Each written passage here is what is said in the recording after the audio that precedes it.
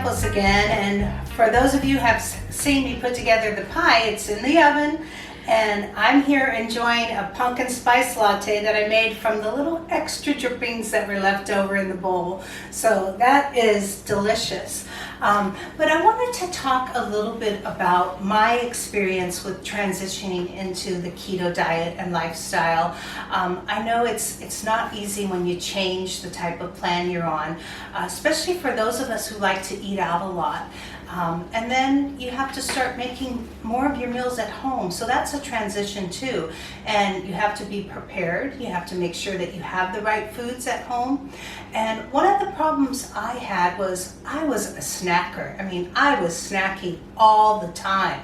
So I had to make sure that whenever I was out and about, I had some keto-friendly snacks with me. So I would always make sure I had like beef sticks, sometimes salami, or nuts and seeds are great snacks.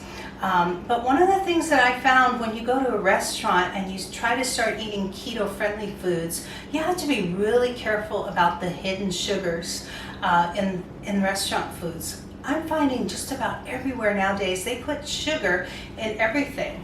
In fact, just to tell you a little story, when I first started keto, I went to one of my favorite restaurants, and I found out that everything on the menu had sugar in it. I actually called the manager over, and they were so nice. They actually made me a meal without their regular sauces with no sugar in it.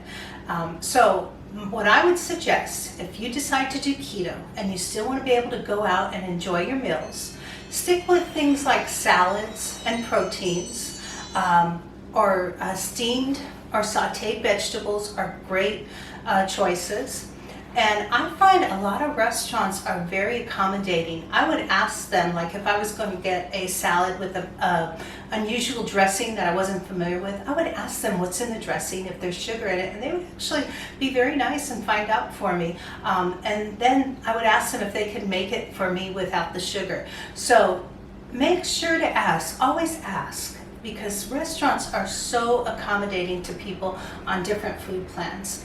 And when you start cooking at home, it can be a little more time consuming at first, but then when you get into the routine of it, you start making your favorite dishes, and then it becomes very easy. One of my favorite dishes that I make now is my keto pizza. And I make the dough ahead of time, and when I'm ready to eat it, I throw on my sauce, my cheese, throw it in the oven. In 10-12 minutes, it's done. So you just have to be creative, and just find out what you like and stick with that. Thank you so much.